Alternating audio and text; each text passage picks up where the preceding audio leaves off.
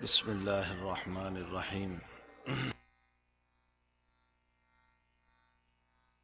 اللہ رب العالمین والصلاة والسلام علی اشرف الانبیاء والمرسلین وعلی آلہ وصحبہ اجمعین اما بعد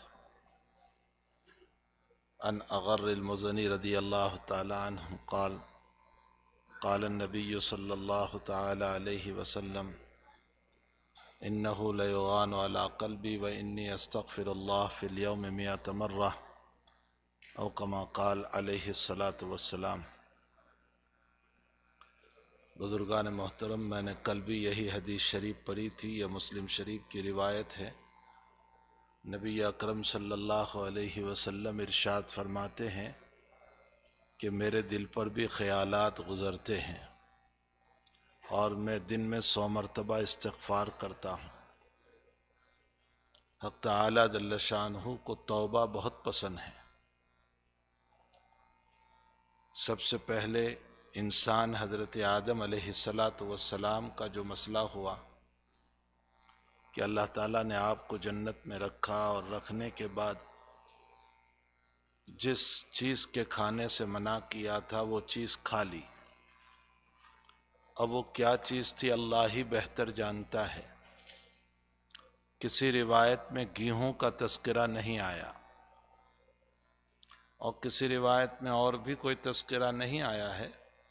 بہرحال اللہ نے کسی چیز سے منع کیا تھا، انہوں نے کھا لی، تو حق تعالی جل شانہ نے فطفقا یخصفان علیہما من ورق الجنہ، ان کے کپڑے اتار دیے۔ کپڑے اتارنے کے لیے کسی کو کہنے کی ضرورت نہیں پڑی، بلکہ آٹومیٹک حضرت آدم و حوا کے کپڑے اتر گئے۔ ہمارے بعض بزرگوں نے لکھا ہے کہ جو اللہ مقدس جنت میں مقدس آدمی حضرت آدم علیہ السلام کے کپڑوں کو اتار سکتا ہے، وہ اللہ اس زمین پر گناہ کرنے والے کے انسان کے کپڑوں کو بھی اتار سکتا ہے۔ وہ قادر ہیں کہ میرے اور آپ کے کپڑے اتار دے، روڈ پر چلتے ہوئے ہمیں برہنہ کر دے، وہ قادر ہے۔ اور پھر اس کو کسی آدمی کو بھیجنے کی ضرورت نہیں پڑتی، بلکہ اس کا حکم ہی کافی ہے۔ لیکن حق تعالی نے لاج رکھی ہے اس امت کی، اس امت کے نبی کی، کہ اس امت کے نبی علیہ السلام کے صدقے میں اس طرح کے مسائل ہمارے ساتھ نہیں ہوتے۔ بہرحال حضرت آدم و حوا علیہ السلام کے کپڑے اتر گئے اور وہ جنت کے درخت کے جو پتے ہوتے تھے اس کو اپنے بدن پر چپکانے لگے، مارے حیا کے، شرم کی وجہ سے۔ پھر اللہ تعالیٰ نے ان کو دنیا میں اتارا۔ جس وقت ان کو دنیا میں اتارا اس وقت ان کو دعا بھی تلقین فرمائی، ربنا ظلمنا انفسنا وان لم تغفر لنا وترحمنا لنکونن من الخاسرین۔ اے اللہ، ہم نے اپنی ذاتوں پر ظلم کیا اور اگر تو نے ہماری مغفرت نہیں کی اور ہم پر رحم نہیں کیا تو ہم نقصان والوں میں سے ہو جائیں گے۔ یہاں مفسرین نے لکھا ہے کہ اللہ تعالیٰ براہ راست بھی آدم کو معاف کر سکتا تھا اور یہ کہہ دیتا کہ جاؤ میں نے معاف کر دیا۔ اس کی کیا ضرورت تھی کہ حق تعالیٰ نے دنیا میں اتارا، پھر یہ دعا سکھائی اور اس دعا کو لوگوں کے سامنے بھی بیان کیا۔ حضرات مفسرین فرماتے ہیں کہ اصل میں اللہ جل شانہ یہ بتانا چاہتے ہیں کہ آدم تم سے جو قصور ہوا اگر ہم ویسے ہی معاف کر دیتے تو تمہاری نسل سے بھی تو اس طرح کے گناہ ہونے والے ہیں، ان کی معافی کی کیا شکل ہوگی۔ تو ہم نے طریقہ تم کو بتا دیا کہ اگر تمہاری نسل سے کوئی گناہ ہو جائے، تمہاری اولاد سے کوئی گناہ ہو جائے اور وہ ہم سے توبہ کر لے تو جیسے آدم ہم نے تم کو معاف کر دیا تمہاری اولاد کو بھی معاف کر دیں گے۔ یہ بات بتلانے کے لیے حق تعالیٰ جل شانہ و عم نوالہ نے اس واقعے کو پورا بیان کیا اور یہ دعا بھی تلقین فرمائی۔ اسی لیے حدیث شریف میں ہے، صاحب روح المعانی رحمۃ اللہ علیہ نے ایک دعا نقل فرمائی۔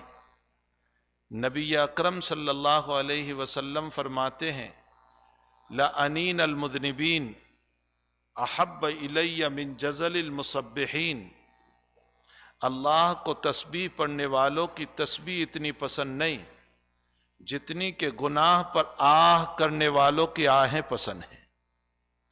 انسان سے گناہ ہو گیا اور وہ اپنے گناہ کو یاد کر کے آہ کرتا ہے، معافی مانگتا ہے اللہ سے، اس کی آہیں جتنی اللہ کو پسند ہے، رب کریم کو تسبیح پڑھنے والوں کی تسبیح بھی اتنی پسند ہے۔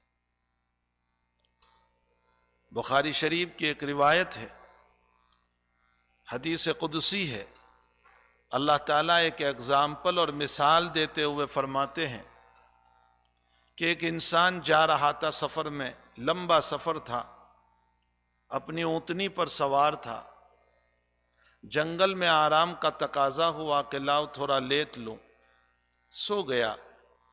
اونٹنی پر سارا سامان رکھا ہوا تھا، پانی، کھانا پینا، یہ بہت تھکاتا، اس کی آنکھ لگ گئی۔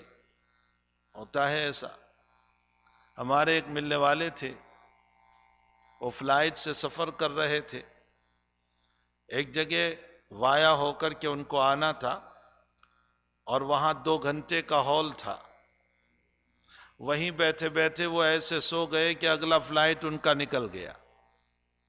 تو انسان جب تھکا ہوا ہوتا ہے تو ایسا ہوتا ہے۔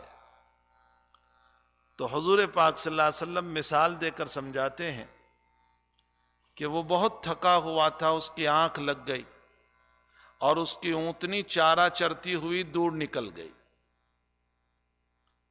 اب یہ جو اٹھا تو اس کو پانی کی ضرورت، کھانے کی ضرورت، لیکن اونٹنی نظر نہیں آتی۔ یہ تلاش کرنے کے لیے نکلا لیکن اونٹنی اس کو مل نہیں رہی ہے، چونکہ اس زمانے میں اونٹنی سے سفر کرتے تھے، کیمل سے سفر ہوتا تھا، تو اب مل نہیں رہی ہے۔ اوپر سے دھوپ پڑ رہی ہے، پانی ہے نہیں، کھانا ہے نہیں، پریشان پریشان ہے۔ اب دور دور تک اس کو اونٹنی نظر نہیں آئی تو وہ درخت کے نیچے آیا اور سہارا لے کر کے سو گیا، یہ سوچتے ہوئے کہ اب سوائے موت کے کوئی راستہ نہیں ہے، بس موت ابھی آئے ایسا مسئلہ اس کا چل رہا تھا۔ آنکھیں بند پڑی تھی۔ جب انسان بھوک اور پیاس سے بے تاب اور بے چین ہو جاتا ہے تو اس کو جو ہے آنکھیں بھی کھلتی نہیں ہے، بیٹھنے کی ہمت بھی نہیں ہوتی۔ وہ پڑا ہوا تھا کہ نہ معلوم کب روح نکل جائے، اور اتنے میں کسی چیز کی چلنے کی آواز آئی، اس نے آنکھیں کھولی تو حضرت نبی علیہ السلام مثال اگزامپل دیتے ہوئے فرماتے ہیں کہ اس کی اونٹنی اس کے پاس کھڑی تھی۔ فرمایا بتاؤ، جو موت کے منہ میں پہنچ گیا تھا، اس کو جب اس کی سواری مل گئی، کھانا اور پینا مل گیا، تو اس کو کتنی خوشی ہوئی ہوگی کہ وہ موت کے منہ سے واپس آ گیا۔ فرمایا گنہگار اور بھٹکا ہوا بندہ جو مسجد سے دور تھا، اللہ سے دور تھا، نبی سے دور تھا، اور راستوں کے اوپر زنا میں، بدکاریوں میں، گناہوں میں، بغاوتوں میں اپنی زندگی کو گزار رہا تھا، پھر اس کو اس کا مولا یاد آ گیا، اس کو اللہ یاد آ گیا، اور وہ دوبارہ اللہ کی طرف واپس آ جاتا ہے۔ للہ اشد، اللہ اس انسان سے زیادہ خوش ہوتا ہے جتنا کہ مرنے والے کو اونٹنی کے مل جانے پر خوشی ہوتی ہے، اللہ کو مجرم کے واپس آنے پر اس سے زیادہ خوشی ہوتی ہے۔ حق تعالیٰ کو اپنے بندوں سے بڑا پیار ہے، اللہ تعالیٰ کو اتنا پیار ہے، اتنا پیار ہے، وہ خود تو اپنے بندوں کو ڈانٹتا ہے قرآن میں کہ تم ناشکرے ہو، تم ایسے ہو، تم ویسے ہو، وہ خود تو ڈانٹتا رہتا ہے، لیکن جب کوئی بندہ کسی کی غیبت کرتا ہے، برائی کرتا ہے، تو اللہ کو پسند نہیں ہے کہ تو میرے بندے کی برائی کیوں کر رہا ہے۔ دیکھیے اس کا پیار تو دیکھیے، اس لیے اس نے کیا کہا قرآن میں، اگر تم اپنے بھائی کی غیبت کرو گے اور برائی کرو گے، اس کی مثال ایسی ہے ان یأکل لحم اخیہ میتا فکرہتموہ، فرمایا جیسے تم اپنے مردار بھائی کا گوشت کھا رہے ہو۔ غیبت کرنے والا اپنے مردار بھائی کا گوشت کھا رہا ہے۔ بتائیے کون پسند کرے گا مردار کا گوشت کھانا؟ وہ بھی اپنا بھائی انسان۔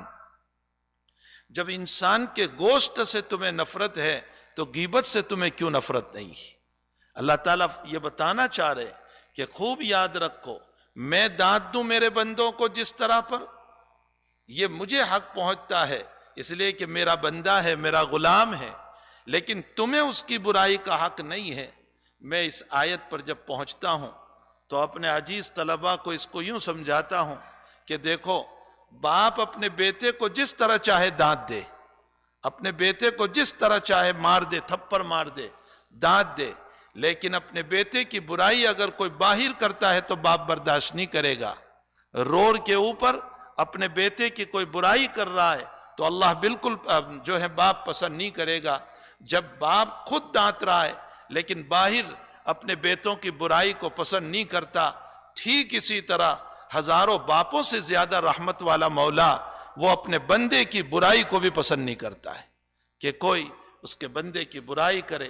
اسی لیے حدیث شریف میں نبی اکرم صلی اللہ علیہ وسلم نے فرمایا، مشکوٰۃ شریف کی روایت ہے، ان اغتیب اخوہ، اگر اس کے بھائی کی برائی کی، ان اغتیب عندہ اخوہ المسلم، اگر کسی کے پاس اس کے مسلمان بھائی کی غیبت کی جا رہی ہے، برائی کی جا رہی ہے، وَهُوَ يَقْدِرُ عَلَى نَصْرِهِ، اور وہ جو قریب میں بیٹھا ہوا جو سن رہا ہے نا، وہ مدد کرنے پر قادر ہے، قدرت ہے اس کو کہ اس کو روک دے غیبت کرنے سے، اور فَنَصَرَهُ، اس نے روک دیا اس انسان کو کہ برائی نہ کر تو اس کی، تو اس کے پیچھے کیوں پڑا ہوا ہے، اس کے خلاف کیوں بول رہا ہے، اس کو روک دے۔ تو اللہ کے حبیب پاک صلی اللہ علیہ وسلم فرماتے ہیں، نصرہ اللہ تبارک و تعالی فی الدنیا والآخرہ، اللہ اس روکنے والے کی مدد کرے گا دنیا میں بھی اور آخرت میں بھی۔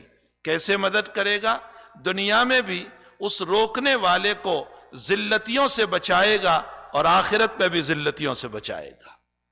دنیا میں بھی ذلتیوں سے بچائے گا اور آخرت میں بھی ذلتیوں سے بچائے گا۔ میرے بھائیو، میرے سامنے کسی کی برائی ہو رہی ہو، میں فوراً کہہ دوں نہیں غلط بات تم کہہ رہے ہو، وہ اچھا آدمی ہے، بس اتنا کہہ دیجئے، اس کو روک دیجئے کہ نہیں وہ اچھا آدمی ہے، آپ اس طرح اس کی برائی نہ کرو۔ میرے اتنے سے جملے پر کتنی بڑی مدد آتی ہے۔ صادق و مصدوق صلی اللہ علیہ وسلم کہہ رہے ہیں، سچا نبی کہہ رہا ہے کہ اللہ دنیا میں بھی اس کو ذلتی سے اللہ بچائے گا اور آخرت میں بھی ذلتی سے بچائے گا۔ اور اگر کوئی میرے سامنے برائی کر رہا ہے میرے بھائی کی، کسی بھی مسلمان کی، وَيَقْدِرْ، اور وہ قادر ہے اس کی مدد کے اوپر، وَلَمْ يَقْدِرْ، لیکن اس کے وَلَمْ يَنْصُرْ، لیکن اس کے باوجود اس کو روک نہیں رہا ہے، برائی کرنے والے کو روک نہیں رہا ہے، بلکہ کبوتر کی طرح گنگناتا ہے۔ جانتے ہو نا کبوتر کی طرح گنگنانا، کبوتر گنگن کرتا رہتا ہے۔ ویسے جب کسی کی برائی ہوتی ہے تو ہم بھی ہاں ہاں ہاں ہاں، ہم بھی ایسے ہی کرتے رہتے ہیں۔ یہ کبوتر کی طرح گنگنانا ہوا، اور پھر اوپر سے ہمارا جملہ کیا ہوتا ہے؟ ہاں یار مجھے تو پہلے ہی سے ڈاؤٹ تھا، تو جو کہہ رہا ہے مجھے تو پہلے ہی سے ڈاؤٹ تھا۔ تو اس پر میں یوں کہتا ہوں میرے بھائیوں کہ جب تم نے ڈاؤٹ نکالا ہے تو اللہ اپنی رحمت سے تمہیں آؤٹ کر دے گا، اللہ اپنی رحمت سے نکال دے گا کہ تم جب تمہارے بھائی کی برائی پر خوش ہوئے تو اب نبی اکرم صلی اللہ علیہ وسلم فرماتے ہیں، ادرک اللہ تبارک و تعالی فی الدنیا والآخرہ، ای خذلہ اللہ تعالی فی الدنیا والآخرہ، اللہ اس غیبت کے سننے والے کو اور نہ روکنے والے کو دنیا میں بھی ذلیل کرے گا، آخرت میں بھی ذلیل کرے گا۔ یہ صادق و مصدوق صلی اللہ علیہ وسلم کا فرمان ہے۔ صاحب مشکوٰۃ نے مشکوٰۃ شریف میں اس حدیث شریف کو نقل فرمایا ہے کہ اگر ہم نے کسی کو غیبت سے روکا تو اللہ کی مدد ہمارے ساتھ ہوگی، اور ہم نے کسی کو غیبت سے نہیں روکا تو پھر ذلتیاں ہمارے ساتھ ہوگی۔ اس لیے ہمیں چاہیے کہ ہم خود بھی برائیوں سے بچیں اور دوسروں کو بھی برائیوں سے روکنے والے بنیں۔ اگر میری اور آپ کی زندگی اتنی بہترین ہے تو پھر اللہ کی نظر میں بھی ہم پیارے ہوں گے۔ بہرحال میں یہ کہہ رہا تھا کہ اللہ تعالیٰ کو توبہ بہت پسند ہے، انابت اللہ بہت پسند ہے۔ لَأَنِينَ الْمُذْنِبِينَ احب الی من جزل المسبحین، فرمایا کہ تسبیح پڑھنے والوں کی تسبیح اللہ کو اتنی پسند نہیں جتنی کہ اپنے گناہ کو یاد کر کے رونے والوں کی آہیں اللہ کو پسند ہے۔ حدیث شریف میں ہے کہ جب بندہ گناہ کرتا ہے تو اللہ نے دو فرشتے رکھے ہیں، ایک کرامن ہے، ایک کاتبین ہے۔ کاتبین کا کام گناہ کا لکھنا اور کرامن کا کام جو ہے نیکیوں کا لکھنا۔ بندہ جب نیکی کرتا ہے تو یہ رائٹ فرشتہ جو ہے کرامن وہ فوراً لکھ لیتا ہے، لیکن بندہ جب گناہ کرتا ہے اور یہ لیفٹ فرشتہ جو ہیں کاتبین جو ہیں وہ جب لکھنے کا ارادہ کرتا ہے تو یہ کرامن کہتا ہے، نیکی والا فرشتہ جو امیر ہے وہ یوں کہتا ہے ابھی اس کے گناہ کو نہ لکھنا، ہو سکتا ہے کہ وہ توبہ کر لے۔ نیکی فوراً لکھی جاتی ہے، گناہ فوراً نہیں لکھا جاتا۔ فرمایا ٹھہر جا، ہو سکتا ہے وہ توبہ کر لے۔ کچھ وقت کے بعد پھر وہ گناہ کا فرشتہ پوچھتا ہے لکھ لوں، اب بھی کہتا ہے نہ لکھ، ہو سکتا ہے وہ توبہ کر لے۔ پھر تیسری مرتبہ پوچھتا ہے لکھ لوں اس کے گناہ کو، نہ لکھ، ہو سکتا ہے توبہ کر لے۔ جب 3 مرتبہ تک اس کو توبہ کی توفیق نہیں ہوتی تو پھر رائٹ فرشتہ کہتا ہے اب اس کے گناہ کو لکھ لے۔ لیکن مشکوٰۃ شریف کی روایت میں یہ بھی ہے کہ نبی اکرم صلی اللہ علیہ وسلم نے فرمایا کہ جب بندہ توبہ کرتا ہے، سنو میرے بھائیوں، بندہ جب توبہ کرتا ہے تو حق تعالی اس کو کیسے مٹا دیتا ہے۔ میں اور آپ دنیا میں جب کسی چیز کو مٹاتے ہیں تو سفیدہ لگا دیتے ہیں، لیکن نظر تو پھر بھی آتا ہے کہ یہاں کچھ مٹا ہوا ہے۔ قلم کھینچ دیتے ہیں، نظر تو پھر بھی آتا ہے کہ یہاں کچھ لکھا ہوا تھا۔ ارے چلو کمپیوٹر کے اندر آپ نے مٹا دیا، لیکن کسی کونے میں کمپیوٹر میں بھی موجود رہتا ہے۔ 2 سال کے میسیجز بھی کھلتے رہتے ہیں، 3 سال کے میسیجز بھی کھلتے رہتے ہیں۔ اگر کمپیوٹر میں بھی مٹا دیا تو کہیں نہ کہیں سے کوئی نکال لیتا ہے۔ کمپیوٹر میں مٹا ہوا نکل سکتا ہے، قلم سے مٹایا ہوا دوبارہ آ سکتا ہے، سفیدے سے مٹایا ہوا، وائٹ چیز کو لگا کر کے مٹایا ہوا دوبارہ ظاہر ہو سکتا ہے، لیکن اللہ ایسا مٹاتا ہے کہ کرامن کاتبین لکھنے والوں کو بھی پتہ نہیں چلتا۔ اللہ یہ میں نہیں کہہ رہا ہوں، نبی اکرم صلی اللہ تعالیٰ علیہ وسلم فرما رہے ہیں، اللہ کے حبیب فرما رہے ہیں کہ اللہ ایسے مٹا دیتا ہے کہ لکھنے والے فرشتوں کو بھی پتہ نہیں چلتا کہ یہاں کوئی گناہ لکھا ہوا تھا۔ بخاری شریف کی روایت ہے، 7 یظلہم اللہ یوم لا ظل الا ظل عرش الرحمن، 7 قسم کے لوگ وہ ہیں جب قیامت کے دن کوئی سایہ نہیں ہوگا، اللہ اپنے سائے کے نیچے، اپنے عرش کے نیچے ان 7 لوگوں کو رکھنے والا ہے۔ اس حدیث شریف میں وہ 7 قسم کے لوگوں کو گنواؤں اس سے پہلے ایک بات اور بیان کر دوں۔ ہمارے محدثین علماء اکابر یہ فرماتے ہیں کہ یہ جن 7 قسم کے لوگوں کو اللہ اپنے عرش کے نیچے رکھے گا یہ اللہ کے مہمان ہوں گے، مہمانوں سے حساب نہیں ہوگا، اس لیے کہ مہمانی بھی کریں اور حساب بھی لیں یہ تو اللہ کی رحمت کے خلاف ہے۔ مہمانی بھی کرے اور حساب بھی لے یہ تو رحمت کے خلاف ہوگا۔ معلوم ہوتا ہے کہ یہ 7 قسم کے جو لوگ ہیں جب اللہ ان کو اپنے عرش کے نیچے رکھے گا تو پھر ان کا حساب نہیں ہوگا۔ ان میں کون ہے پہلا آدمی؟ امام عادل، انصاف کرنے والا بادشاہ، چاہے وہ ملک کا بادشاہ ہو، چاہے وہ کسی علاقے کا بادشاہ ہو، چاہے وہ فیملی کا بادشاہ ہو، چاہے وہ مکان کا بادشاہ ہو۔ مکان کا مطلب جیسے باپ ہوتا ہے، باپ گھر کا بادشاہ ہوتا ہے، امیر ہوتا ہے۔ ہر آدمی چھوٹے سے لے کر اوپر تک وہ امیر ہے۔ یہ امیر جب انصاف کے ساتھ کام لیتا ہے، گھر کا بادشاہ یعنی باپ اولاد کے ساتھ انصاف سے کام لیتا ہے، بیوی کے ساتھ انصاف سے کام لیتا ہے، اپنے والدین اور پیرنٹس کے مسائل کو اچھی طرح حل کرتا ہے، تو حق تعالی اس کو عرش کے سائے میں رکھے گا. ملک کا بادشاہ، علاقے کا بادشاہ، امام عادل، انصاف کرنے والا بادشاہ. دوسرا کون؟ رجل قلبہ معلق بالمسجد، وہ انسان جس کا دل مسجد سے لگا ہوا ہے. یہ مطلب نہیں ہے کہ کاروبار چھوڑ دو، جاب چھوڑ دو، نوکری چھوڑ دو، یہ مطلب نہیں ہے. سب کچھ کرو لیکن دل میں جذبات یہ ہو کہ میری نماز قضا نہ ہونے پائے. بس جہاں اذان ہوگی میں اپنی نماز پڑھ لوں گا، چاہے مسجد میں پڑھوں، چاہے دکان پہ پڑھوں، چاہے فیکٹری پر پڑھوں، چاہے کمپنی پر پڑھوں، چاہے ایئرپورٹ پر پڑھ لوں، چاہے روڈ پہ پڑھ لوں، لیکن میری نماز کو میں پڑھ لوں گا. جس کا دل مسجد سے لگا ہوگا، مطلب نماز سے اس کا کنیکشن ہو، اللہ اس کو قیامت کے دن اپنے عرش کے سائے میں رکھنے والا ہے. تیسرا وہ انسان جو دائیں ہاتھ سے خرچ کرتا ہے اور بائیں ہاتھ کو پتہ بھی نہیں چلتا.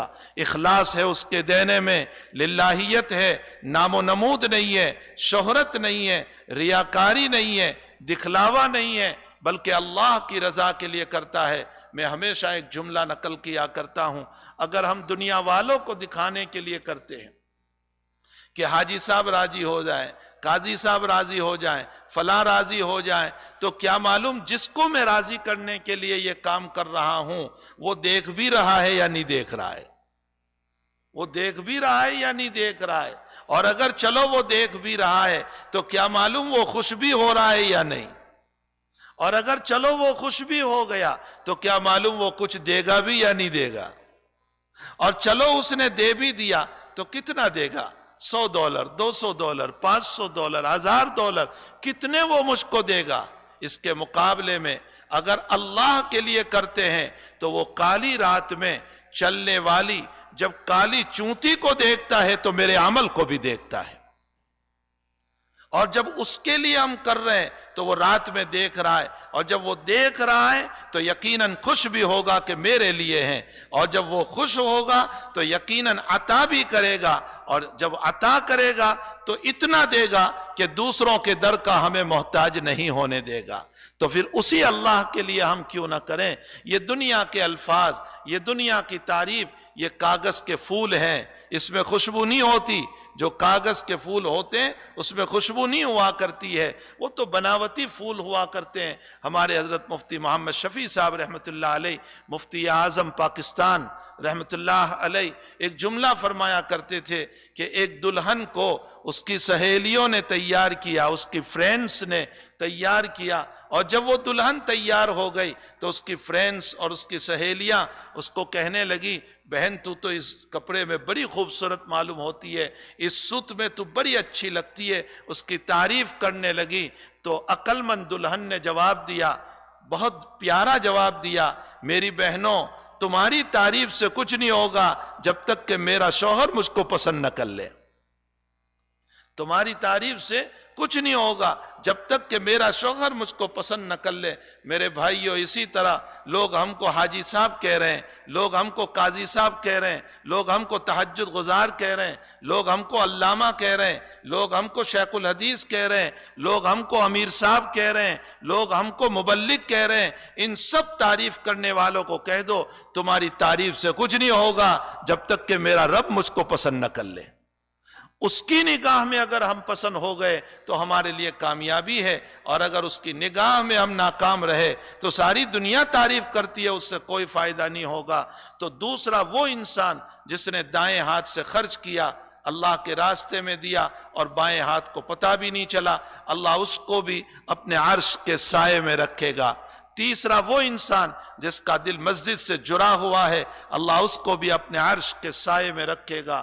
ایک چوتھا وہ انسان ہے کہ جس کو خوبصورت ذات حسب و نسب، اونچے نسب والی عورت، خوبصورت عورت، یہ نہیں کہ کوئی چلتی پھرتی راستے کی عورت، بلکہ نسب والی، بڑا اونچا خاندان والی اور مالدار گھرانے کی اور خوبصورت عورت اس کو غلط کام کے لیے بلا رہی ہے، اور یہ یوں کہہ رہا ہے، اتق اللہ، اللہ سے ڈر، میں اس کام کی طرف نہیں آتا. اس نے اپنے نفس پر پتھر رکھ دیا. اللہ قیامت کے دن اپنے عرش کے سائے میں رکھے گا. جب کڑاکے کی دھوپ ہوگی اور آفتاب سر پہ ہوگا اور لوگ بے چین اور پریشان ہوں گے، اللہ اپنے عرش کے سائے میں رکھے گا. اور ایک وہ انسان ہے جو تنہائیوں میں بیٹھ کر رونے لگا اپنے گناہوں کو یاد کر کے، ففاضت عیناہ، اس کے آنسو بہنے لگے، ففاضت عیناہ، اس کے آنسو بہنے لگے، تو یقیناً اس کے بہتے ہوئے آنسو پر اللہ کو وہ رحم آتا ہے. فرمایا قیامت کے دن میں اس کو اپنے عرش کے سائے میں رکھوں گا. اس لیے میرے بھائیوں، یہ رونے والا مزاج اللہ کو پسند ہے، توبہ والا مزاج اللہ کو پسند ہے. بشر ہے، انسان ہے، گناہ ہو جاتے ہیں، فرشتے تو ہم ہیں نہیں، لیکن توبہ کرنے والا مزاج اللہ کو پسند ہے. حدیث شریف میں نبی اکرم صلی اللہ علیہ وسلم نے فرمایا، اگر تم گناہ نہیں کرو گے تو میں ایسی قوم کو پیدا کروں گا جو گناہ کرے گی پھر توبہ کرے گی. تو انسان ہے، گناہ تو ہو جاتے ہیں، لیکن گناہ پر ہمیشگی نہ ہو، مداومت نہ ہو، اصرار نہ ہو اور زبردستی نہ ہو، بلکہ فوراً توبہ کر لینا ہو اور پھر اس پر رونا ہو، آنکھوں سے آنسو بہنا ہو. میں ایک واقعے پر اپنی بات ختم کروں کہ آنسو کتنے پیارے ہیں اللہ تعالیٰ کو. حضرت شاہ عبدالعزیز صاحب محدث دہلوی رحمۃ اللہ علیہ کے زمانے میں ایک واقعہ پیش آیا. ایک فقیر تھا جو بھیک مانگا کرتا تھا اور ایک دوست بنا لیا تھا، جو کچھ مانگتا تھا اس کے پاس جمع کرتا تھا، جو کچھ مانگتا تھا اس کے پاس جمع کرا دیا کرتا تھا. کچھ دن گزرے کہ وہ مانگنے نہیں آیا اور دوست کو ملنے بھی نہیں آیا. تو دوست نے تحقیق کی کہ بھئی بہت دن ہو گئے وہ آ نہیں رہا ہے، کیا مسئلہ ہے، کہیں بیمار ہے یا کیا مسئلہ ہوا. اس کے ایڈریس پر گیا تو وہ بیمار پڑا ہوا تھا اور بہت شدید بیمار تھا. اس نے کہا کہ بھئی میں بھی تیرا ہی انتظار کر رہا تھا، اچھا ہوا تو آ گیا. تو میری امانت تیرے پاس پڑی ہوئی ہے، بہت سارے پیسے ہیں میرے تیرے پاس، تو ایک کام کرنا، میرے پیسوں میں سے میری تجہیز و تکفین کا سارا نظام کرنا، جب میں مر جاؤں اور اس کے بعد میرے سارے پیسوں کو میری قبر میں رکھ دینا. یہ بالکل سچا واقعہ ہے شاہ عبدالعزیز صاحب رحمۃ اللہ علیہ کے زمانے کا. وصیت کے مطابق اسی طرح تجہیز و تکفین اور جو کچھ بچا وہ اس کی قبر میں رکھ دیا. لیکن اس کے دوست کو کچھ وقت گزرنے کے بعد خیال گزرا کہ بھلا قبر میں ضائع پیسے پڑے ہوئے ہیں، اس کو کس کام کے، لاؤ میں اس کو نکال لوں. وہ جیسے ہی پیسہ لینے گیا، اس کے جس ہاتھ سے وہ لے رہا تھا اس ہاتھ میں جلن شروع ہو گئی، فائر شروع ہو گیا اس کے ہاتھ میں. اتنا سخت جلن ہو رہا تھا کہ دواؤں سے بھی قابو میں نہیں آ رہا تھا، دعاؤں سے بھی قابو میں نہیں آ رہا تھا، بزرگوں سے دعائیں کروا رہا تھا. یوں پانی میں ہاتھ رکھتا، تھوڑی دیر کے لیے تو حالت ٹھیک رہتی، پھر اس کو جلن شروع ہو جاتی. کسی نے بتایا کہ دہلی میں ایک بہت بڑے بزرگ اللہ والے ہیں شاہ عبدالعزیز صاحب. اب آپ کیا جانو کہ شاہ عبدالعزیز صاحب کون تھے، یہ یہاں کے علماء سے پوچھ لینا کہ شاہ عبدالعزیز صاحب رحمۃ اللہ علیہ کون تھے، کتنی بڑی شخصیت تھی. حضرت شاہ عبدالعزیز صاحب شاہ ولی اللہ صاحب رحمۃ اللہ علیہ کے بڑے بیٹے ہیں. تو شاہ عبدالعزیز صاحب رحمۃ اللہ علیہ صاحب کشف و کرامت بزرگ تھے. فرمایا جاؤ ان سے جا کر کے دعا کراؤ، شاید اللہ تعالیٰ ان کی سن لے اور تمہارے یہ شفا ہو جائے. وہ گیا، جانے کے بعد حضرت سے فرمایا کہ حضرت مسئلہ یہ ہوا کہ قبر میں اس طرح میں نے ہاتھ ڈالا اور میرے ہاتھ میں جلن شروع ہو گیا ہے، ہر وقت پریشان رہتا ہوں، نہ راتوں میں نیند ہے نہ دن میں نیند ہے، میرے لیے دعا فرما دیجئے. حضرت تھوڑی دیر مراقبے میں بیٹھے، دعا بھی کی، لیکن اس کے بعد فرمایا پیارے حقیقت یہ ہے کہ یہ جہنم کی آگ ہے، دنیا کا کوئی ڈاکٹر دور نہیں کر سکتا. یہ تو جہنم کی آگ ہے، یہ تو قبر کی آگ ہے. اب وہ زار و قطار رونے لگا یہ سن کر، چونکہ حضرت نے کہہ دیا کہ اس کو کوئی اچھا نہیں کر سکتا ہے، اب تیرے موت تک اسی طرح ہار رہے گا. وہ خوب رونے لگا اس کو سن کر، اور اس کے آنسو پہ آنسو بہ رہے ہیں، آنسو پہ آنسو بہ رہے ہیں، اور وہ یوں پوچھتا جا رہا ہے. تو حضرت نے فرمایا اچھا یہ جو تو نے آنسو پوچھے ہیں نا، اسی کو اس پر لگا دے. بس اس نے لگایا اور جلن دور ہو گئی، فائر ختم ہو گیا.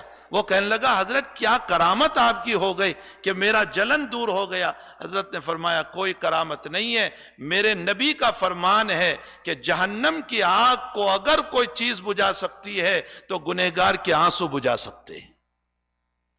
یہ تیرے جو آنسو نکلے ہیں نا تیرے گناہوں پر، تیری توبہ پر، یہ آنسو سے جلن ختم ہوئے، میری کوئی کرامت نہیں ہے۔ میرے بھائیو، اس سے یہ معلوم ہوتا ہے کہ گنہگار کے آنسو اللہ کو اتنے پسند ہے کہ حدیث شریف میں نبی اکرم صلی اللہ علیہ وسلم فرماتے ہیں کہ جہنم کی آگ کو 7 سمندر کا پانی ڈال دو تو بھی وہ آگ بجھ نہیں سکتی۔ اگر جہنم کی آگ کو کوئی چیز بجھا سکتی ہے تو توبہ کرنے والے مومن کے آنسو بجھا سکتے ہیں۔